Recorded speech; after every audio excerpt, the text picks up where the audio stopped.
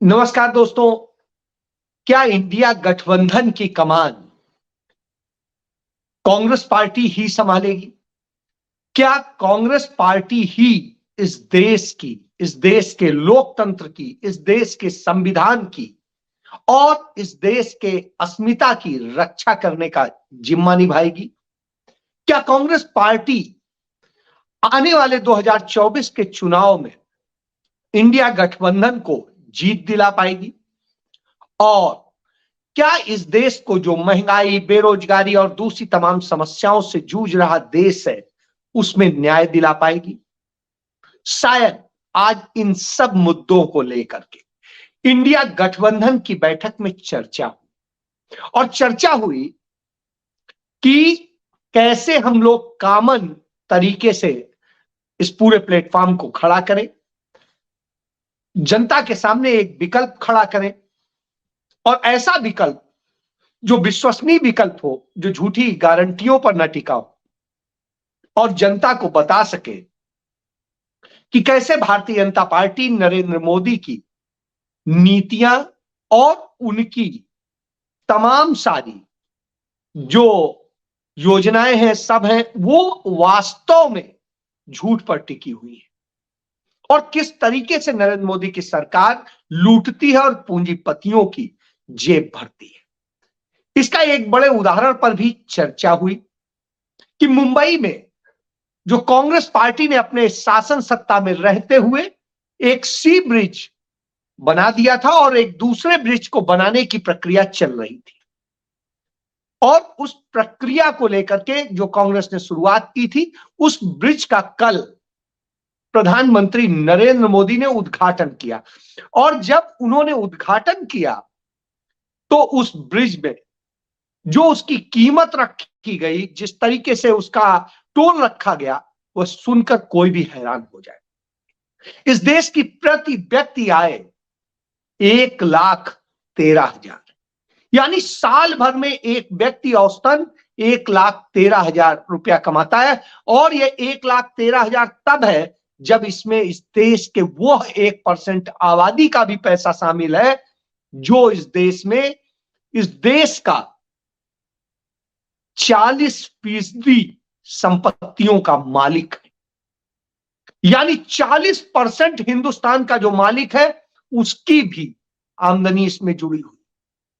यदि उनकी हटा देंगे तो शायद ये 80,000 रुपए सालाना भी ना हो। बहरहाल ये इस स्थिति में हिंदुस्तान जी रहा है, ये हालात हो गए। एक समय था कि भारत की प्रति व्यक्ति आय बढ़ करके एक सम्मानित स्तर पर पहुंचने लगी थी, लेकिन आज ये हालात हो गए।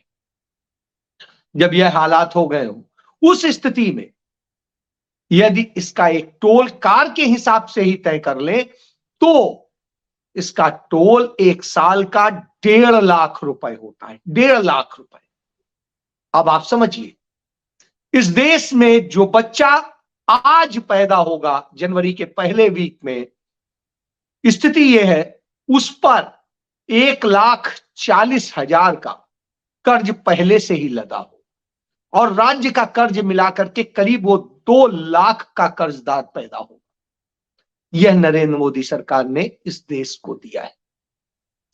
राम मंदिर बन रहा है, जो भी राम को मानता है, पूजता है, उसको खुशी होती है, होनी चाहिए। लेकिन राम मंदिर में राम की प्रतिमा की प्रतिष्ठा किस प्रतिमा की होनी चाहिए?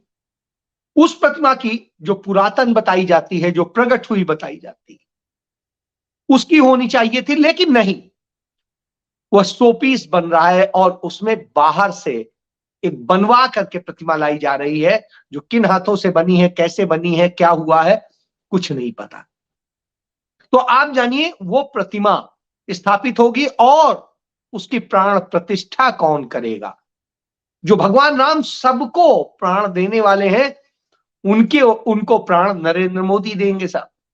उनको उंगली पकड़ के ले जा रहे हैं, इस तरह के पोस्टर्स लगाए जा रहे हैं।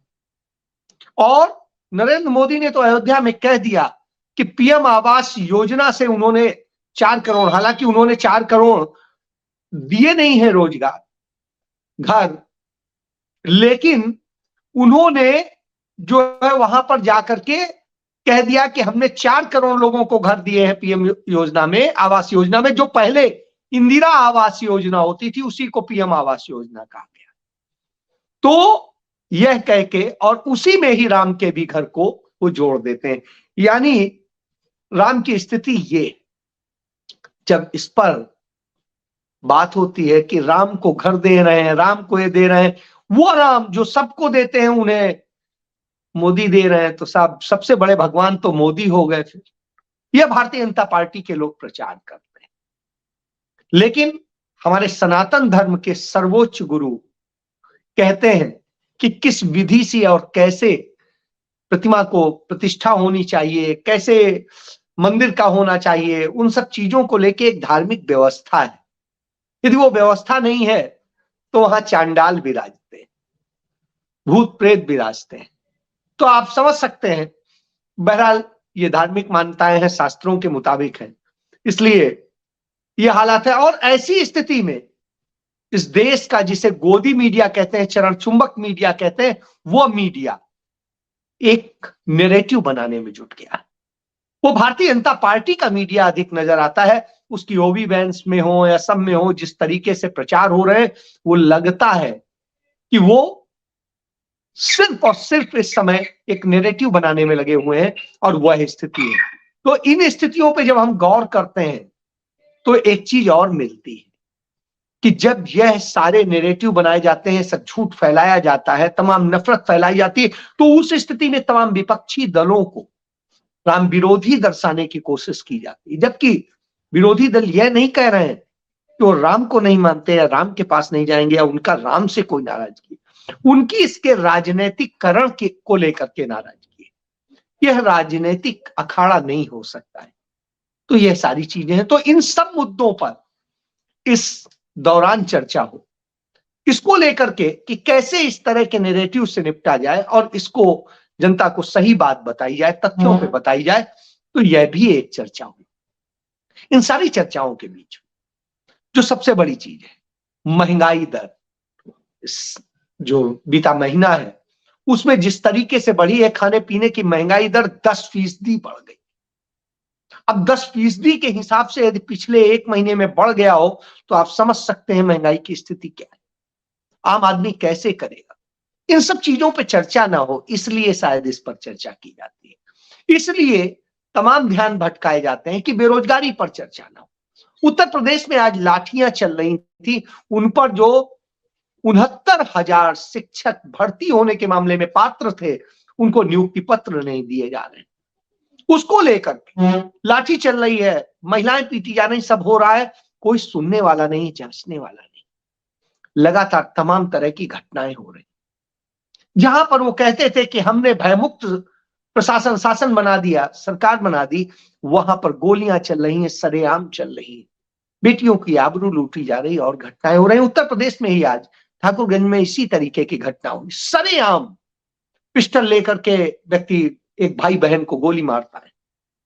आप ये सोचिए, और ये सब हो रहा है, कैमरे में हो रहा है, बावजूद इसके कोई सोचने वाला नहीं, करने वाला नहीं, कार्रवाई नहीं होती है, कहीं वहां बुलडोजर नहीं चलते।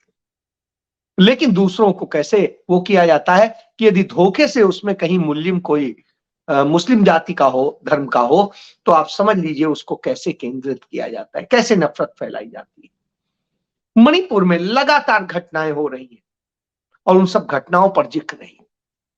परसों दिल्ली में तमाम वो 1.5 लाख बच्चे जुटे जिनको आर्मी में नौकरी के लिए पात्र हो गए थे, योग्य हो गए थे, उन्हें अपॉइंटमेंट, ज्वाइनिंग होनी थी, सिर्फ वह रोक दी गई और उनकी ज्वाइनिंग नहीं की गई। वो योग्य लड़कों की, और उसके बाद में अग्निवीर बनाया जा रहा है। तो साहब वो सब आज दुखी हैं अपने भविष्य को लेकर के। तो आज भविष्य का विषय खड़ा हुआ है देश के। इन सारे मुद्दों पर इंडिया गठबंधन ने चर्चा की, और इन सब चर्चा के बाद में दलितों, पिछड़ों, आदिवासियों, अल्पसंख्यकों और सामान्य वर्ग के साथ जिस तरीके से भेदभावपूर्ण ढंग से कार्रवाई हो रही, जिस तरीके से एक्शन लिए जा रहे हैं, उन सब से निपटने का एक क्रम की बात चर्चा हो। उसमें मल्लिकार्जुन खड़गे को प्रधान के तौर पर तय किया गया कि वही इसकी अध्यक्षता करेंगे और वही इसके प्रमुख होंगे और वो इसका पूरा सिस्टम बनाएंगे, कैसे कैसे क्या करना है। और इस पर तमाम दलों ने सहमति दी। हालांकि उसमें ममता बनर्जी शामिल नहीं हुई।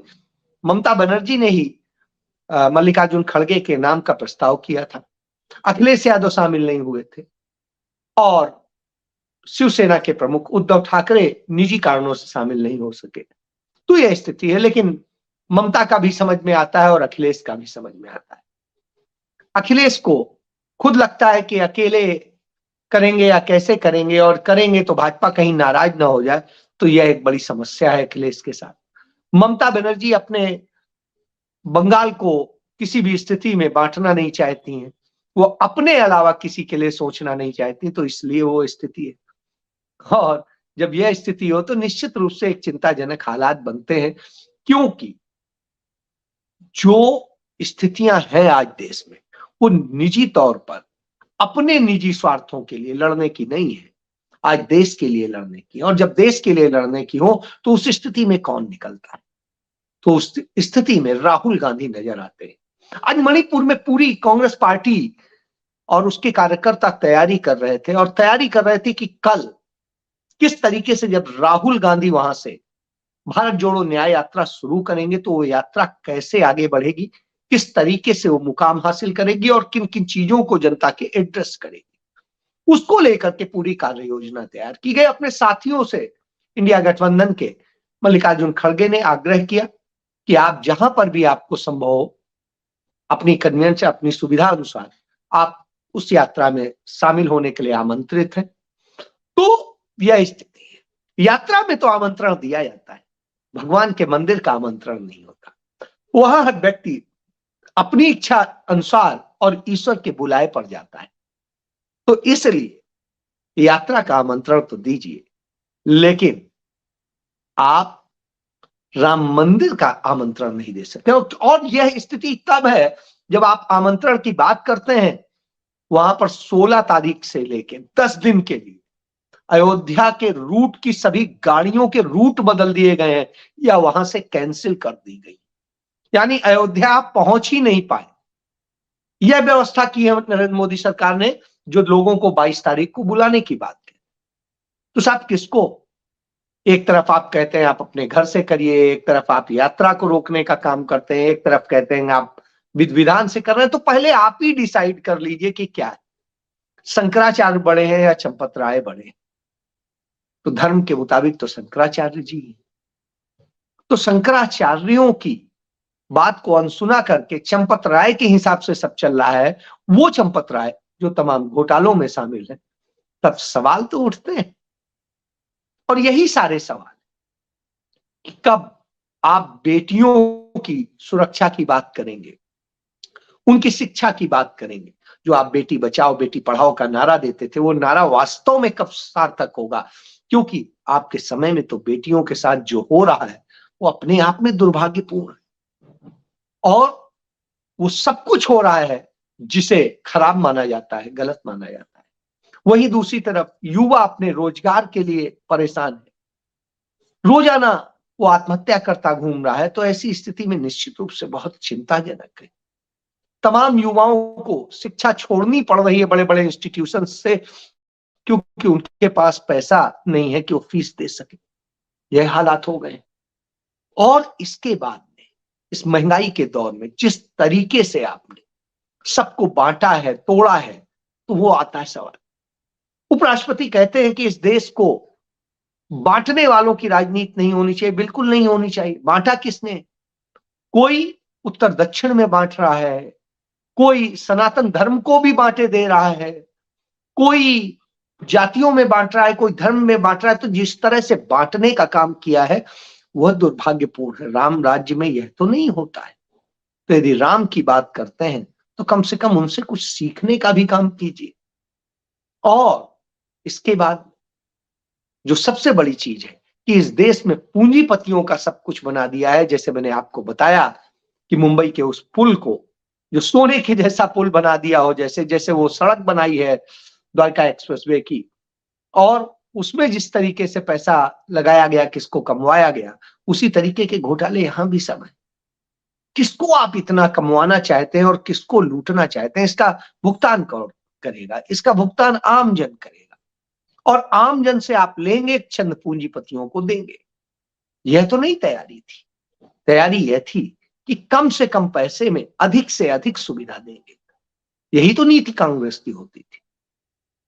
तो आप किस बूते उनसे बराबरी करते हैं? निश्चित रूप से एक दुखद हालात पैदा हो गए, और जब ये हालात पैदा हो गए हो तो निश्चित रूप से याद आता है, पंडित नेहरू कहते थे कि अधिक से अधिक पूंजीपतियों को काम करने के लिए प्रोत्साहित कीजिए, जिससे वो यहां पर अपने काम करें, उद्योग लाएं, और उन उद्योगों से होने वाली आमदनी का एक बड़ा हिस्सा हम इस देश के गरीबों के उत्थान के लिए, इस देश के लोगों की जरूरतों को पूरा करने के लिए और किसानों के लिए, मजदूरों के लिए खर्च कर सके, इसकी व्यवस्था होनी। उन्होंने ऐसा किया, इस देश को आत्मनिर्भर बनाया। जिस देश में सुई नहीं बनती थी, उस देश में उन्होंने हवाई जहाज बना के दिखाया, और न जाने क्या क्या बनाया। हवाई नहीं, सिर्फ वायदों में और कागजों में नहीं, झूठी गारंटियों में नहीं, बल्कि करके दिखाया। लेकिन आज जिस तरीके से झूठे वायदे हो रहे हैं, चंद पूंजीपतियों के हाथ में सब कुछ सौंप दिया जा रहा है, और जिस तरीके से इस देश के लोगों के अधिकार छीने जा रहे हैं, निश्चित रूप से चिंताजनक है। इसलिए जरूरत आज है, इसीलिए न्याय यात्रा की जरूरत है, और वह न्याय यात्रा कल से शुरू होने जा रही है, जो भारतीय जनता पार्टी को भयभीत कर रही है। और प्रधानमंत्री हमारे आपके सरकारी पैसे से, हमारे आपकी गाढ़ी कमाई से ऐश कर रहे हैं, यात्राएं कर रहे हैं, मौज कर रहे हैं। तो आप इससे समझिए कि वास्तव में क्या होना चाहिए। सरकार का काम सरकार में बैठ के जन के कल्याण का काम होना चाहिए, ना कि धर्म का काम धार्मिक लोगों को सौंप देना चाहिए। आज भी मंदिर हमारे आपके चंदे के पैसे से बन रहा है, वही चंदा जिसको घोटाला किया जा रहा है, जिसका पैसा खा जाया जा रहा है। निर्मोही अखाड़ा बार बार इस बात को लेकर उठाता है कि वो 1400 करोड़ कहां गए, किसी चीज का जवाब नहीं।